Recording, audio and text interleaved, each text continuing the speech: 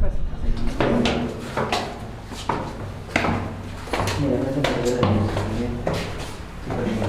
está listo, corre cámara. ¿Van a hacer plaqueta? Sí, ¿no? Sí. ¿Estoy bien? Sí. Sí. Vuelve a amarrar el pelo. Hola amigas y amigos de Latir temporada de verano. Estamos aquí en San Juan de Lurigancho, más específicamente en Canto Grande, en el taller del maestro Edilberto Jiménez, uno de nuestros retablistas peruanos más importantes. Esta vez vamos a conversar con Edilberto sobre su trayectoria, su propuesta artística, política, de memoria a través del retablo. Muchas gracias, Edilberto, por recibirnos. Eso primero. ¿Cómo estás? Muy bien, gracias a ti, Mauricio, por llegar a la casa y a su equipo. Bueno, estamos en tu taller. Cuéntanos, aquí es donde trabajas, ¿cómo es tu vida en este lugar? Sí, es un lugar, no es tan grande ni tan pequeño, pero acá me dedico a hacer lo que es, cuando quiero hacer retablo, ¿no? Y también cuando quiero dibujar, cuando quiero escribir, ¿no? Acá me nacen las cosas.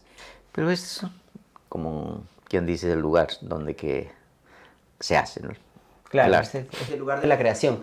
Y quería empezar por eso, ¿no? Para conversar sobre tu proceso creativo, ¿no? ¿Cómo decides tú qué temas trabajar? Porque tus retablos tienen una particularidad, ¿no? Que abordan temas complejos, ¿no? Efectivamente pueden haber algunos temas quizás más cercanos a las tradiciones, pero una parte importante de tu producción ha trabajado mucho desde lo que le ha pasado a nuestro país, ¿no? En términos del dolor, de la violencia. ¿Cómo decides tú qué temas trabajar? Creo que es el proceso histórico, ¿no? Bueno, pues yo conozco o vengo a este mundo desde el primer gobierno de Belaúnde, mira, desde ahí vienen las, ¿qué te digo, no? Golpe de Estado, Velasco, viene Morales, viene, bueno, un montón de presidentes hemos tenido. Y en todo ese proceso, ¿cómo hemos vivido, no? Entonces, creo que el arte que profeso es súper importante.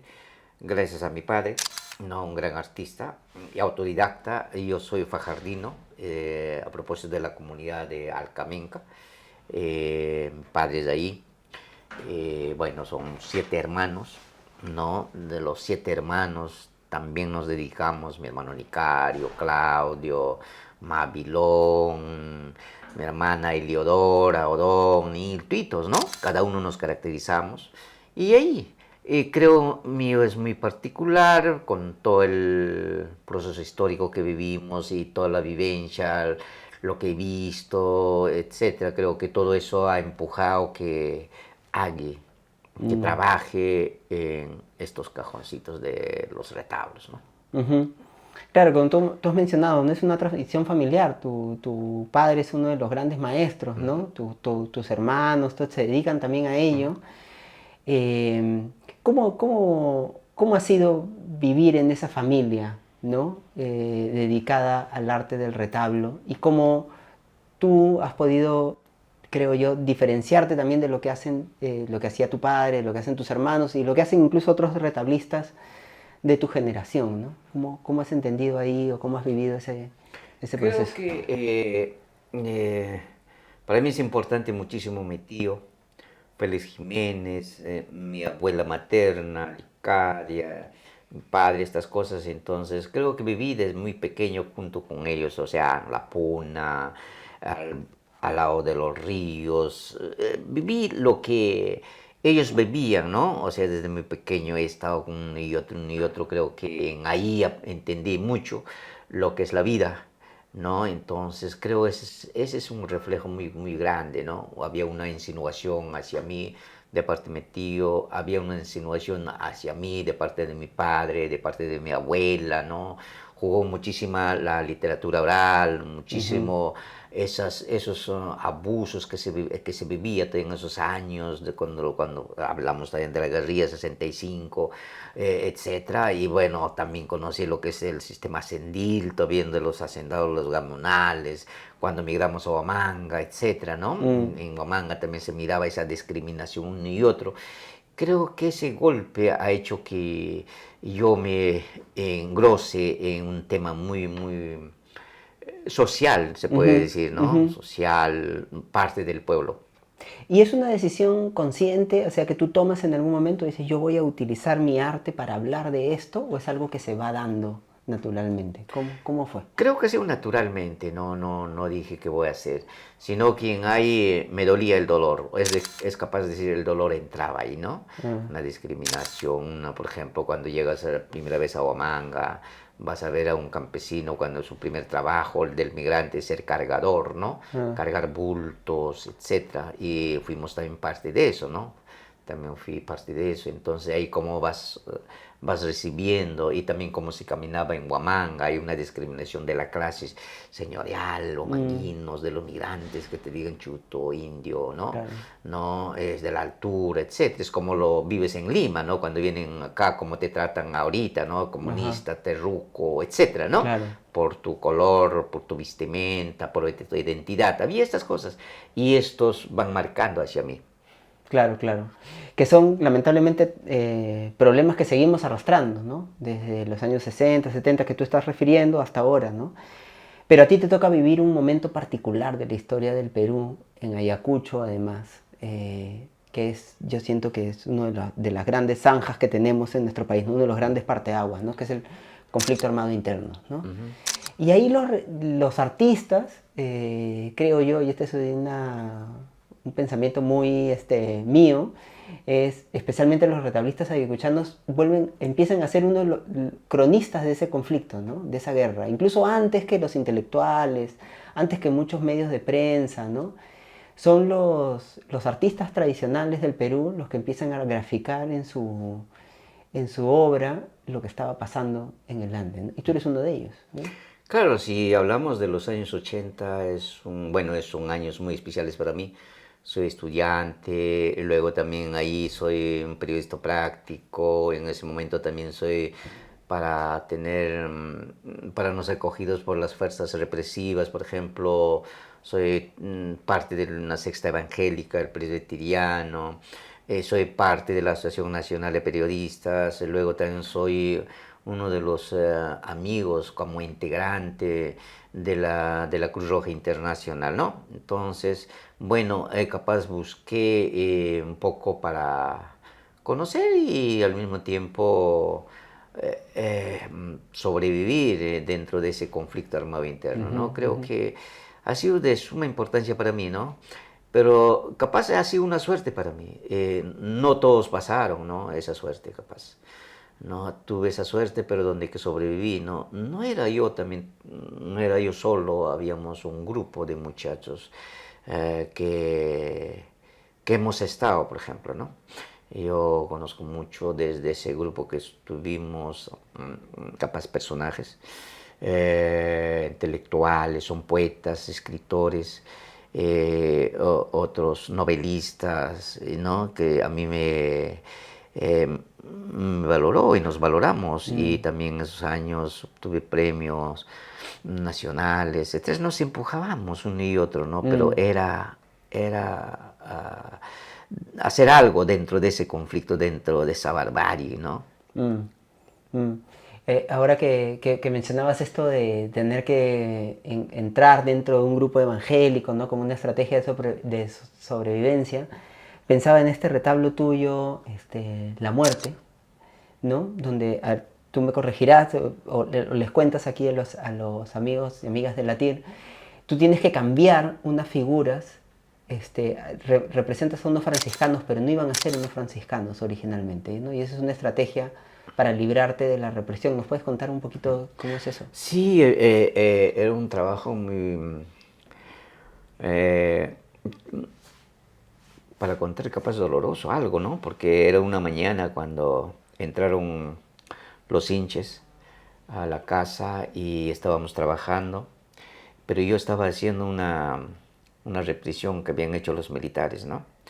Y entran con su metralleta y dicen todos quietos y sí, continuar trabajando, ¿no? Se acerca hacia mí, ¿no? ¿Qué es eso? Entonces en ese momento era el militar que estoy haciendo, ¿no? Entonces le dije, bueno, es Santa Inquisición, ¿no? Santa Inquisición, como Santa Inquisición es el padre, no es el franciscano.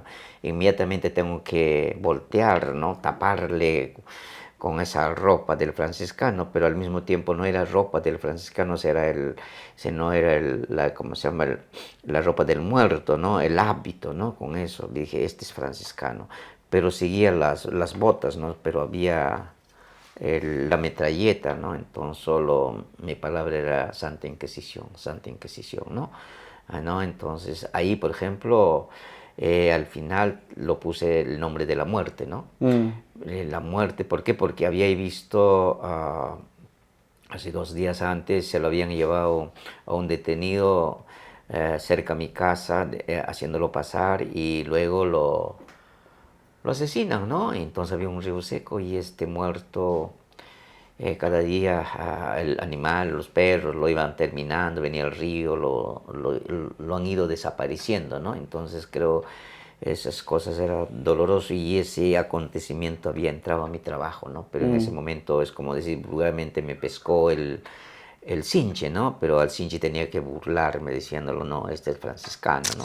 Es como la simbología entraba, ¿no? Una simbología antropológica ahí entraba, entonces me pareció importante, ¿no? Bueno, bueno, son cosas que pasaban en esos momentos, ¿no? En esos momentos no era fácil hacer esos acontecimientos, ¿no?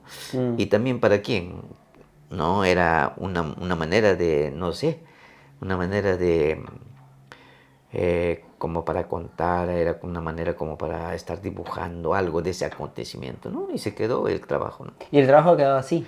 Tú Tal no cual. no lo has vuelto a hacer como que lo hubieras hecho originalmente. Han quedado con los trajes de franciscanos, digamos, ¿no? Sí, sí, sí, es un trabajo único, Sí. bien, y ahora se encuentra en Lu, ¿no? Bueno, tiene historia este trabajo, ¿no? Bueno, cada trabajo que hice han tenido mucha historia, ¿no? Claro. Es el caso de varios artistas, ¿no? Que yo he podido conversar en otras ocasiones que han tenido que en esos momentos también incluso enterrar sus trabajos, ¿no? Tú tuviste la oportunidad también que un grupo de tu trabajo estuviera en el IEP, y creo que también es por agencia de Carlos Iván, de Gregori, que pueden irse a estar en custodia en el IEP, pero justamente para ser protegidos también, ¿no? O sea, ese era el nivel de riesgo que estaban teniendo los artistas como tú, por ejemplo, en ese momento en Ayacucho, ¿no? Sí, Carlos Iván era un amigo muy íntimo de mi padre, ¿no? Se conocieron en Omanga, tuvo una admiración hacia mí, habrá sido en los años cuando estaba docente allá en la San Cristóbal, ¿no? Le buscó, y muchos intelectuales le buscaban a mi papá, de ciencias sociales, ¿no? Y así, entonces, siempre no perdía capaz su mirada hacia mí, ¿no? Entonces creo que en pleno conflicto armado, cuando ya también, gracias a Carlos Iván, a muchos amigos que mi padre viene, entonces yo seguía allá. Y cada vez que venía tenía que visitarle, ¿no? Y qué trabajos has traído, trae acá. Ha estado, ¿qué te digo? Un poco juntándolo, ¿no? Entonces al final casi los trabajos que hacía, algunos de mis trabajos se han refugiado, ¿no? Y han sido custodiados en IEP, gracias a Carlos Iván, y es lo que quedó de esa guerra, las piezas únicas, ¿no? Ujú, ujú. Y ya que estamos hablando de eso, ¿no? De la época del conflicto, yo quería recordar un retablo tuyo que a mí particularmente me gusta mucho, que es el del sueño de la mujer huamanguina, que además tiene una simbología muy compleja, ¿no? Muy rica. No sé si nos puedes contar un poco más sobre él. Tenemos una réplica acá, no sé si vale la pena que lo traigamos. Ahora vamos a traerlo. Ahí, a ver, Ah, vamos a ponerlo acá un ratito. A ver si nos puedes contar para un poco entender también cómo vas construyendo tú un discurso en este pequeño espacio que es la caja del retablo, ¿no? sí, porque es un trabajo, pero de los años 87, 85, 86, de esos años del conflicto armado interno, ¿no? Pero es una síntesis de esa guerra, pero yo no sé yo tampoco no me explico cómo lo hice, ¿no? ¿Por qué? Porque este es el Cerro Cundurcunca, es el Apu Mayor, grande, ¿no? Esta cueva es la cueva de Piquimachay, una zona histórica, pero Ayacucho es una riqueza consumidera de oro y plata, ¿no? Y la cueva Quimaché es una cueva muy, muy histórica, etcétera.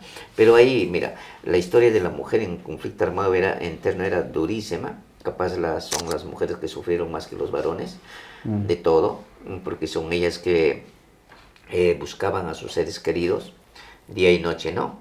Entonces día y noche, por ejemplo, acá tienes el sol, la luna, los dioses tutelares, el Apo y todo, el Padre Eterno, el occidental, acá tienes, ¿no? Etcétera.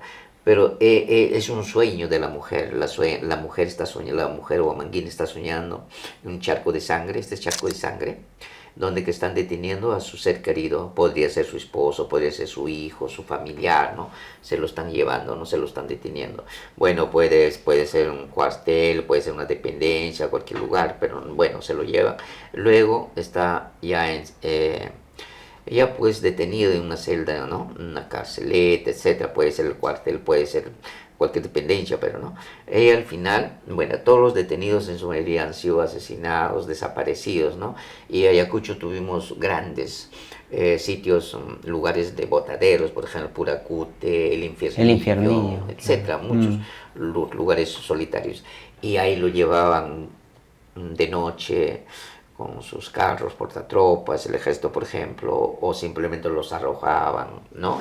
Entonces, el detenido ya está acá arrojado y en estos sitios de botaderos siempre, bueno, han sido, ¿qué te digo? Bueno, comido por los animales, por ejemplo, por los Mm. perros, por los chanchos, por aves, rapiña, etcétera, y desaparecían, ¿no? Etcétera. Pero de todo el dolor era fuerte, ¿no? De la mujer o de los sobrevivientes, los familiares, es buscar ubicar siquiera para darle su cristiana sepultura, algo, saber algo, ¿no? De eso se compadece el Padre Eterno y le manda al arcángel que salve el alma, ¿no? Entonces el alma lo está salvando, ¿no? Entonces, bueno, es un trabajo muy sintético de esa guerra, ¿no? Del Mm. conflicto armado interno, ¿no? Entonces, por eso lo puse, por ejemplo, el sueño de la mujer huamanguina durante los 8 años del conflicto armado interno, porque en 88 se terminó de hacer eso, pero de todo Mm. de ese proceso de esa barbarie que se estaba dando, Ujú. ¿no? Que he visto, cómo se caminaba, cómo estos asesinatos, detenciones, etcétera. Entonces, un síntesis de ese trabajo. Bueno, también el retablo, bueno, en su mayoría han sido Tiene una sola puerta además, ¿no? sí, una sola puerta, bueno, el color negro, falta pintar un poquito con el blanco, el negro es el color luto, ¿no? El negro, ¿no? Enlutecimiento, el blanco es el color que Ayacucho siempre estaba buscando, la paz, etcétera, ¿no? Mm. La caja tiene un formato de ataúd, ¿no? Y acá no se nota bien, pero en los demás son ataúdes de esos años, ¿no? Porque a cada rato pasaban ataúd, muertos, muertos, muertos. Entonces, bueno, la caja se había convertido en la caja mía, ya no era cualquier cajón, sino un ataúd. Entonces ahí había un cambio rotundo, ¿no? Sí. Y para muchos decían que yo vulgarmente lo había jodido el arte tradicional, ¿no? Es decir, cómo había entrado este tema social, ¿no? Con un contenido fuerte, Mm. inclusive en los nombres, ¿no? Ya va a poner la muerte, los condenados, Yaguarmayo, los hinches, ¿no? Enfrentamiento, uno y otro. Mm. Entonces ahí una introducción muy, muy fuerte del conflicto armado interno, es decir, entre la sangre al retablo, entre el dolor, el amarillo, que es una muerte lenta, el negro, enlutamiento, todo eso, ¿no? Entonces ese es un poco del conflicto, ¿no? Claro, porque tú haces una serie de aportes al retablo bien interesantes, ¿no? Como tú has dicho, en la forma, ¿no? Rompes varias tradiciones, pero una cosa que tiene como característica, ¿no? Por ejemplo, otra es incorporar el fondo, ¿no? El fondo del retablo en el discurso, en la narrativa, pero también es el uso del color, ¿no? Tú has estado enumerando una serie de decisiones en este retablo a partir del uso del color, pero es una preocupación constante en tu trabajo, ¿no? El color. Claro, simplemente era que los coloco lo que es, ¿no? Dentro de Ayacucho, el color, por ejemplo, ¿no? Si hablamos del conflicto armado interno, el conflicto tiene su propio color, ¿no? ¿No? Llega el ejército, bueno, estamos con matiz verdes, y bueno, estamos dentro de un conflicto armado, hay mucha sangre, matiz rojo, ¿no? De dolor, totalmente. Pero todo esto tiene un significado bastante para la gente de la sierra, del área andina, dentro de su ideología, etcétera, ¿no? A veces no entendieron fuerzas represivas, han hecho lo que han querido, ¿no? No, hay pueblos, por ejemplo, que te digo que utilizan colores rojos, ¿no? Y para la fuerza represiva, por ejemplo, son terrucos, ¿no? Claro. Ser comunistas, ¿no? Pero no entendían uno y otro. Pero cada color ha tenido o tiene su significado, ¿no? Bueno, entendiendo el pensamiento andino, ¿no? Ujú, ujú. Claro, y eso se nota además en la propuesta, en la paleta de colores que tú trabajas, ¿no? Que también creo que es un sello personal. Pasa el conflicto armado interno, vamos a seguir avanzando en tu propuesta, en tu trabajo artístico, ¿no? Pasa el conflicto armado interno, viene la Comisión de la Verdad, después de la dictadura de Fujimori, ¿no? Con mucho esfuerzo desde la sociedad civil logramos tener una Comisión de la Verdad y tú participas de ese proceso, ¿no? Participas de ese proceso además en una zona muy complicada del conflicto, que es Chungui, ¿no? Que los militares le llaman oreja de perro, ¿no? Pero es Chungui. Por tu labor como antropólogo, por tu chamba en Comiset, ¿no? Pero estás ahí y estás recopilando testimonio. Y producto de esos testimonios que recopilas aparecen una serie de dibujos que luego se reúnen en un libro. Cuéntanos un poco de esa experiencia. Sí, como te mencionaba, tuve tanta experiencia, conocí muchos pueblos durante el conflicto armado interno, gracias a Centro de Capacitación Campesina CCC. Llegué a la zona Chus, Chisarua, Constitución, con Centro de Desarrollo Agropecuario CEDAP, a muchos lugares, y con esta oficina llego a Chungui, ¿no? Pero no voy pues a recoger de la guerra, porque estamos hablando antes de la Comisión de la Verdad, ¿no? Ya con la Comisión de la Verdad se empieza a hablar de esta situación, antes no se podía hablar, ¿no? Entonces, bueno, pues llego a Chungui y ahí conozco mucha barbaridad, ¿no? Barbaridad, es increíble, ¿no? Porque además en Chungui los niveles de violencia llegan a cosas increíbles, ¿no? Que parecen de película de terror, realmente. Sí, lamentablemente Chungui vivió casi 5 años dentro del conflicto armado interno, primero dominado por miembros de Sendero Luminoso, ¿no? Totalmente una zona, como quien dice, zona liberada, ¿no? Pero también antes de eso la guerrilla del 65 estuvo en Chungui, ¿no? Y bueno, los grupos contrasubversivos tenían que ir, liberar a Chungui, pero cómo liberar, ¿no? Cuando el Estado no llegaba, no sabían qué es lo que estaba pasando esta población, ¿no? Etcétera. Entonces, allí voy a ver cómo es la situación de la violencia, del conflicto armado interno, ¿no? Entonces, por ejemplo, a mí me dolió muchísimo cómo, por ejemplo, los miembros de Sendero tenían que obligar a los padres o madres a asesinar a sus hijos. ¿Por qué? Porque ya no había cómo alimentar, y luego también para no ser cogido por los militares, etcétera, ¿no? Unas historias, ¿no? Pero y también cómo atrocidades cometieron los del ejército, ¿no? En sí es una barbaridad, ¿no? Fosas de entierro, ¿no? Asesinatos, había 50, 40, 30, ¿no? Acribillamientos, ametrallamientos, etcétera. Entonces eso te duele, ¿no? Duele, y creo todo eso, al conocer todo eso, me obligó poco a poco a registrar este panorama de la violencia en una libertad de campo, ¿no? Entonces, los cuales junto con los comuneros, como me narraban, cómo han sido asesinados, cómo han sido victimados tal cual, ¿no? Entonces eso estaba en el libre de campo y con eso trabajamos los dibujos, ¿no? Trazamos. Es decir, capaz hacía un dibujo colaborativo junto con los comuneros, ¿no? Eso yo quería subrayar, ¿no? Porque tú cuentas que a veces se te acababa la pila de la grabadora, ¿no? Y tenías que recurrir al dibujo y que muchos de esos dibujos que aparecen en el libro son hechos en colectivos, ¿no? La gente te decía, esto es acá, este fue así, es así, a ese nivel de detalle y esa es una. Y la otra cosa que te quería preguntar es, ¿tú ahí cuando estabas recopilando los testimonios eras consciente de que eso luego se iba a volver una obra aparte o estabas en tu labor simplemente de recoger testimonios para la CBR? ¿Cómo, cómo se conjuga ahí la labor de antropólogo y artista? ¿Cómo fue? No, todavía no había CBR ni nada, todavía no se hablaba de derechos humanos, estas cosas, ¿no? Lo que se hablaba era, había llegado a una zona donde que el vencido, los vencidos, había una sobrevivencia, ¿no? Entonces, capaz el lado humano, el dolor humano me hacía un poco coger esas historias, ¿no? Porque siempre estuve con mi libreta de campo, siempre, ¿no? Pero lo importante creo que ha sido mi labor de periodismo, ¿no? Escuchaban un programa radial que yo hablaba y la gente confiaba y me contaba. Y no, ese es el papel importantísimo, gracias, digo, y entonces yo les decía, hay que denunciar, ¿no?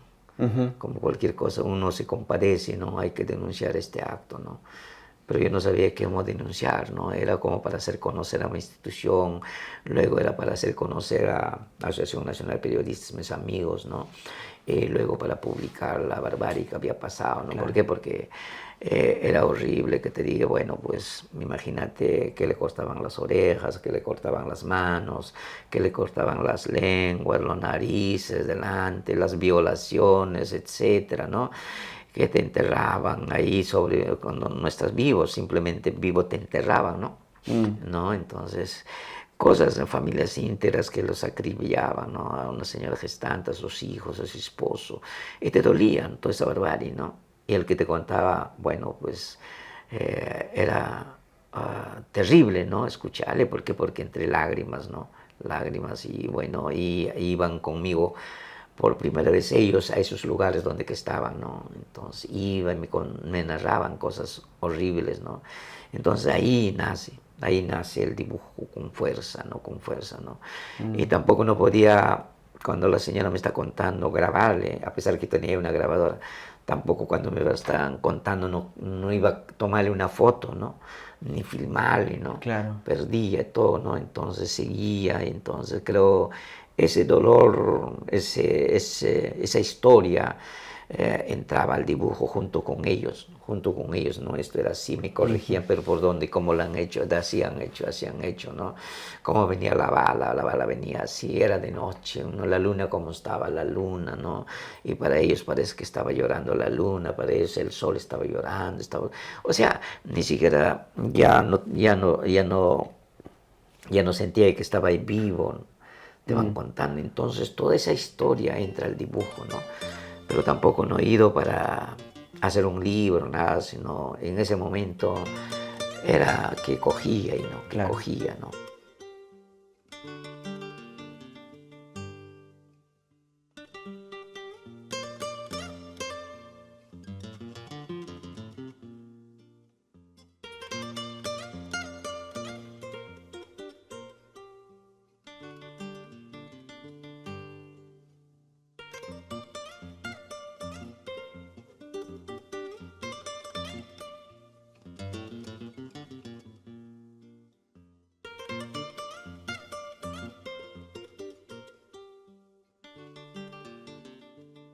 Bueno, Edilberto, y ahora quiero hablarte de otro retablo que me ha llamado mucho la atención ahora que hemos llegado a tu taller, que en realidad yo no lo conocía, lo estoy conociendo ahora.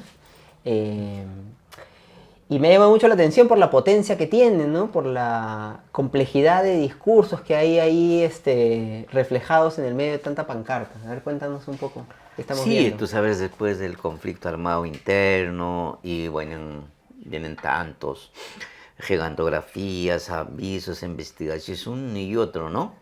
Entonces lo que hice es simplemente colocar esos aquí. No, sabemos acá cómo surge con Belaúnde Fuerte Los Cabitos, en el epicentro está Los Cabitos, en Ayacucho, ¿no? Y ahí nace el sendero, pero también es centro de represión, es Los Cabitos, ¿no? Claro. Fuerte, ¿no? Tienes ahí Belaúnde, Alan García, Fujimori, todos los presidentes, ¿no? Cómo van hablando sobre el conflicto armado interno, etcétera. Entonces luego también instituciones, organizaciones, cómo se van movilizando uno y otro. Entonces acá vamos a ver, por ejemplo, todo concerniente a ese conflicto armado interno, ¿no? Acá podemos ser GTP, bueno, tienes ahí, que te digo, la justicia, impunidad, ¿no? Todo lo que en esos años, Poder Judicial, tenemos el Perú avanza, La propia CBR, ¿no? ajá, Claro. hasta cuando tu silencio, Cora VIP, etcétera, y toda esa historia, es decir, el papel aguanta todo, ¿no? Es eso, ¿no? Tenemos a Toledo, los últimos, bueno, se hizo en la época de Ollantes de trabajo, ¿no? Ya. Bien, entonces es esa faceta, pero el presidente es ese dolor, ¿no? Todo el mundo habla, pero no hay cosa seria, ¿no? Por ejemplo, ¿no? Sigue luchando, por ejemplo, sabemos que ANFACEP sigue buscando, ¿no? Pero no dicen nada las autoridades, ¿no? Sí. ¿No? Entonces un poco toda esa gigantografía, todos Claro, los... una serie de cosas, de discursos que se ¿no? dicen y Ajá, finalmente quedan ajá. en nada, ¿no? Nada, entonces al final podemos decir que el papel aguanta todo, El ¿no? papel aguanta todo. Y déjame preguntarte por qué tiene una puerta distinta a la que normalmente tienen los retablos. Es una celda. Es una celda. No, consistente, una celda, ¿no? Una detención, ¿no? Puede ser Cavite, cualquier lugar, entonces una celda. Claro. Qué vigente se me hace pensando en cómo lo que estamos viviendo ahora, ¿no? Claro. Y me lleva a preguntarte por otra cosa, ¿no? Que es también una preocupación personal, ¿no? De todas las personas creo que andamos inmiscuidas, preocupadas por la memoria en nuestro país, y es esta famosa frase, voy a decirlo así, ¿no? Hay esta famosa frase de hacemos memoria para que no se repita, ¿no? Pero parece que no es cierto, ¿no? O como lo decían los argentinos, ¿no? Del nunca más, ¿no? Es recordar para que nunca más se vuelva a repetir. Pero la realidad y nuestro país nos llevan a pensar que más bien vivimos una historia cíclica y que parece que las cosas se repiten. O te lo pregunto de otra manera, ¿qué hemos hecho mal o qué nos faltó hacer para llegar a esta situación, ¿no? Lamentablemente no somos conscientes, ¿no? Bueno, desde la capital, ¿no? No son conscientes, no son sinceros, no conocen capaz la historia peruana, ¿no? No, entonces no hay una valoración a ese Perú profundo. Si nos damos cuenta en los años del conflicto armado interno, quienes han sido asesinados, quienes han sido arrasados, son los quechohablantes, son esos campesinos, ¿no? También nuestras chanincas de la selva, etcétera, ¿no? Pero no han sido, pues, date cuenta, esta clase señorial, ¿no? De las ciudades o también de capitales de Lima, ¿no? Entonces, eso creo que falta conocer, ¿no? Falta conocer lo que es el conflicto armado interno. No conocemos, ¿no? No conocemos hasta dónde la barbarie llegó. Y no ha sido, pues, como digo, una cosa que podemos conocer, no, hasta ahora no conocemos, ¿no? No conocemos. No conocemos la barbaridad. Solo gracias a la Comisión de la Verdad, que de alguna forma ha visibilizado tantas cosas, ha hecho recomendaciones, pero tampoco a la Comisión de la Verdad que te digo, del poder no lo aceptan, ¿no? Hay siempre una discriminación, hay siempre cierta discrepancia, ¿no? A la CBR, ¿no? Entonces sí. no están conformes con lo que dicen, ¿no? Es una falsidad una y otra, entonces de alguna forma no todos estamos de acuerdo, por ejemplo, con la CBR, ¿no? Creo que es eso, entonces creo que el arte es un papel importante, no solo el retablo, hay dibujo, pintura, todos, ¿no? Tratamos de hacer ver la barbarie, ¿no?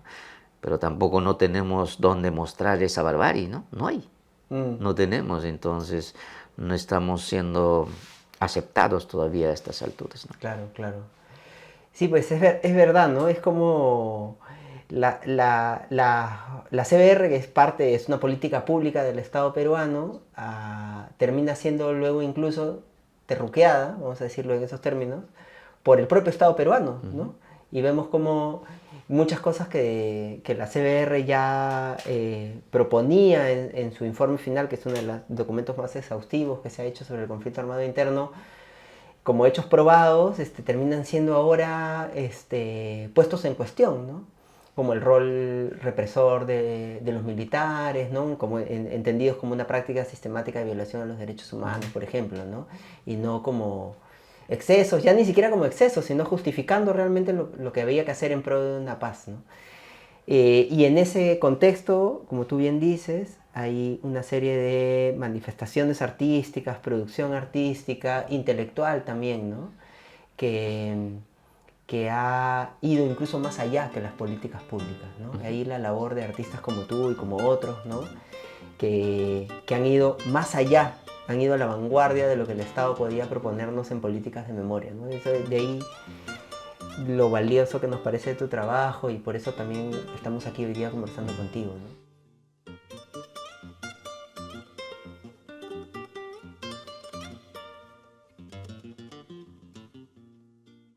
Yo quería aprovechar eso que has dicho ahorita de, de Ayacucho, del conflicto armado interno, de la profundidad del conflicto que no hemos reconocido todavía como sociedad, para pensar en otra pieza tuya que nos ha llamado la atención ahora en tu visita, en la visita a tu taller, que es ese retablo que has hecho justamente por las protestas en Ayacucho. Lo voy a traer, así que no se estresen mis compañeros. Lo voy a traer acá. Vamos a ver si hay sitio. Voy a poner aquí. Este retablo, que pareciera que hubiera sido hecho hace 30 años, 25 años, pero en realidad tiene muy poquito tiempo. Sí, bueno, tal cual y sabemos esta situación que se dio con la expresidenta Dina, ¿no? Que hubo una fuerte represión a nivel nacional, y este retablo es de caso Ayacucho, ¿no? Donde que se da una masacre. Claro que la orden de estas cosas salió del palacio, por eso que tenemos el palacio ahí. Y bueno, hay una orden, y al lado el suceso se pasó, por ejemplo, en el aeropuerto. Al lado del aeropuerto está Fuerte Los Cabitos, como siempre, de donde salieron del ejército, ¿no? El ejército, bueno, a hacer la masacre, ¿no? Y bueno, la justicia, ya no había, la justicia era Dina, la justicia era poder ejecutivo, ¿no? El ejército, etcétera. Por eso que tienen a la justicia ahí detenido, ¿no? Ya lo sacaron la venda, ¿no? Se burlan, ¿no? Del presidente del Congreso, de las Fuerzas Armadas, y el orden, y el cura, bueno, La siempre iglesia, ¿no? Siempre la iglesia. la iglesia, bueno, simplemente dándolo su, podemos decirlo, La venia. La venia, ¿no? Entonces, pero al lado de ellos está siempre la iglesia, ¿no? Y la masacre. Ha sido una muerte, una represión tan dura, pero violenta, donde que no hubo tanta pancarta como en otros lugares. Era momentáneo tal, ¿no? Tal cual. Entonces ahí solamente bandera, pero la represión durísima, el helicóptero desde donde lanzaron las bombas Molotov, etcétera. Bueno, al mismo tiempo, después de esos sucesos, por ejemplo, inmediatamente se organizan los familiares, ¿no? Y por eso es la asociación, ¿no? La asociación, ¿no? De los familiares. En eso quería reparar un rato porque me llamó la atención, ¿no? Siempre están los familiares ahí, ¿no? Claro, inmediatamente se organizaron, y ahora siguen en tratar de lograr alguna justicia, ¿no? Y bueno, ahí, por ejemplo, lo puse el nombre del retablo: protestar es un derecho, reprimir es un delito, por ejemplo, ¿no? Bueno, en las tapas no los pinto, más bien es como una tarjeta de dolor, ¿no? ¿Por qué? Porque es un dolor, ¿no? Entonces hay un cambio, ya no estoy con esas flores, sino más bien ese dolor acá es la misma palabra de las familiares, ¿no? Justicia donde está, estoy llorando. La Virgen, ¿no? Como es ahí de Ayacucho, esta cosa, el retablo más con la religiosidad, pero tenemos ahí, ¿no? La Virgen, el sol, la tarjeta, la luna y el sol, y ay, es esto un poco que les puedo mostrar, ¿no? La masacre. Pero ahí en los militares capaz ves, son cuerpudos, etcétera, pero con una cabeza reducida. Mayormente ellos reciben las órdenes y son los que disparan, ¿no? Más están ahí capaz adiestrados, educados para matar, ¿no? Por eso tienen una cabeza tan reducida, ¿no? ¿Y este personaje femenino que está aquí entre los militares? ¿Quién Es la justicia. La justicia. Ya Pero está detenida, ¿no? detenida. Detenida, siempre tratando de cubrirse con una bandera peruana, ¿no? Mm. Al lado está, es como decir, la Dina Boluarte le quitó ya la balanza, lo tiene ahí, y bueno, la ven del ejército, lo saca, es decir, mira, ¿no? Y no puede hacer la justicia nada. Y uno de los brazos lo está agarrando el presidente del Congreso, ¿no? Ese es todo el poder, ¿no? ¿No? Entonces la justicia no hace nada, ¿no? Y ahí el cura, ¿no? También la religión. Y es eso, la masacre que se dio en Ayacucho, por ejemplo, ¿no? Y Edilberto, desde que estamos conversando aquí, hemos visto varios trabajos tuyos, hemos hablado de tus vivencias y de tu trabajo en los años 80, 90 y ahora, ¿no? ¿Qué sientes tú como artista, como ayacuchano, que en el 2025, 26 tengamos que volver a hablar de un retablo muy parecido a los que hacías en los años 80, ¿no? ¿Cuál es tu sentimiento a partir de eso? Creo que vamos a seguir haciendo eso. ¿Por qué? Porque lamentablemente estamos en esa democracia, ¿no? De desigualdad. Va a haber protestas, va a haber muertes, etc. No somos conscientes inclusive ni siquiera de cómo elegir a nuestras autoridades, ¿no? Seguimos siendo en el engaño, ¿no? Imagínate ahora seguir, bueno, ahora estamos en las elecciones, todo el mundo va a buscar su voto, ¿dónde va? Están subiendo a los cerros, a las recién, anotando, etcétera, ¿no? Pero una vez que están en el poder se olvidan, ¿no? Sigue la lucha, ¿no? Va a seguir la sangre, va a seguir la discriminación, va a seguir este ruqueo, etcétera, ¿no? Entonces se va a seguir haciendo este tipo de trabajos, es decir, se va siguiendo, es decir, como seguir escribiendo estas cosas, y ya estamos, como tú dices, en 2026, ¿no? Vendrá 2027, 28, claro. Lamentablemente, esperamos algún día acabe. Claro, claro. Pero la resistencia continúa, digamos, ¿no? Seguimos haciendo arte, ¿no? Claro, creo que es una de los poderes donde que podemos decir la verdad, esto es así, ¿no? Y eso es lo más importante, ¿no? Eso es lo más importante, esa resistencia, ¿no? Es como cuando hablamos de los San Marcos, los legítimos, es una resistencia donde que están los dioses andinos, ¿no? Ahí, para un buen entendedor, es una resistencia de suma importancia eso de los San Marcos, de estos retablos antiquísimos, ¿no? Como los artistas ahí pusieron a sus dioses para resistir ante los dioses occidentales, por ejemplo, ¿no? Y entonces acá es igual. Acá seguimos escribiendo o seguimos narrando la situación tal cual lo que estamos viviendo, y servirá. Lamentablemente es eso. Por ejemplo, de los años 80 nunca pensé que iban a hablarse de mis trabajos como retablos de memoria. Nunca. Tú estabas haciendo denuncias, digamos. Nada. Ahora sí es retablo de memoria, dicen, ¿no? Ahora recién, pero en esos momentos simplemente estaba haciendo lo que estaba pasando, ¿no? Claro. En esos acontecimientos, cómo estaba oscuro, cómo están toda la barbarie lo que se vivía, ¿no? Y nadie sabía, por ejemplo, de ese acontecimiento en Lima. Lima vivía otra situación, Ayacucho vivían otro como capital, pero en los pueblitos, las masacres, los asesinatos, etcétera, es doloroso, ¿no? Corría la sangre, ¿no? Claro. Entonces ahí es fuerte, ¿no? Sí, es verdad, nuestro país parece una lista de vulneraciones a los derechos humanos, ¿no? De masacres que atraviesan generaciones, pero también es un recuento de historias heroicas, de familiares, ¿no? Que al día siguiente de la muerte de su ser querido están ya en la primera línea de batalla pidiendo justicia, ¿no? O de jóvenes estudiantes, o de artistas, o de madres como Mamá Angélica, que están ahí dispuestas a con su voz, con su palabra, con su arte, imaginar un país mejor, ¿no? Desde ese lado es reconfortante también, ¿no? Complejo, duro, difícil, pero reconfortante. Y Edilberto, para cerrar ya como última pregunta, como última reflexión en realidad, ¿no? Primero queríamos agradecerte por habernos permitido entrar a tu taller, pero también preguntarte, tú, otra vez, desde tu experiencia, ¿no? Como creador, ¿qué podrías decirle a las personas que hoy estamos atravesando este momento complicado, teniendo en cuenta lo que está pasando en el país, ¿no? También, ¿qué salidas ves? ¿Cómo piensas que podemos seguir hacia adelante? ¿Hay alguna posibilidad de remontar este momento complicado que tenemos? Creo, como había dicho, ser conscientes de lo que estamos viviendo y bueno, pues ya saber siquiera elegir a nuestras autoridades, ¿no?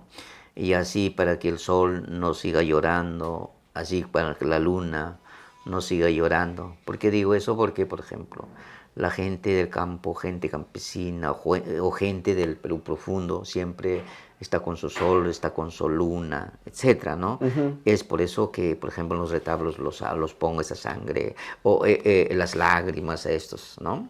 A estos dioses andinos, ¿no? Y luego eso es lo más importante, creo que ser conscientes ya ahora. Pero lamentablemente es difícil, pero hay que apostar, ¿no?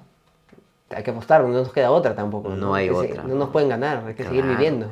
apostar, y por eso son las marchas que se dan en Lima, ¿no? Por eso ahí, y cuando vas a las marchas, en las protestas, el arte está ahí, ¿no? De distintas maneras, ¿no? El canto, la pintura, el dibujo, el arte, el retablo de memoria, etcétera, cuestionando lo que estamos viviendo, ¿no? De eso creo que seguir masificando, de eso creo que ser conscientes, ¿no? Y eso es lo más importante, ¿no? Para que esto llegue a los demás. Bueno, muchas gracias Edilberto por habernos recibido en tu taller. Muchas gracias amigas y amigos de Latir por habernos acompañado en esta visita aquí en San Juan de Lurigancho al taller del maestro Edilberto Jiménez, donde hemos podido reflexionar un poco de las diferentes dimensiones que tiene el arte, ¿no? A veces como denuncia directa, como testimonio, como herramienta de memoria, pero fundamentalmente como resistencia. Y con esa idea final nos queríamos quedar para aguantar en lo que viene, para imaginar un futuro distinto para nuestro país. Muchas gracias, nos vemos la próxima semana en el siguiente programa de Latir, temporada de verano.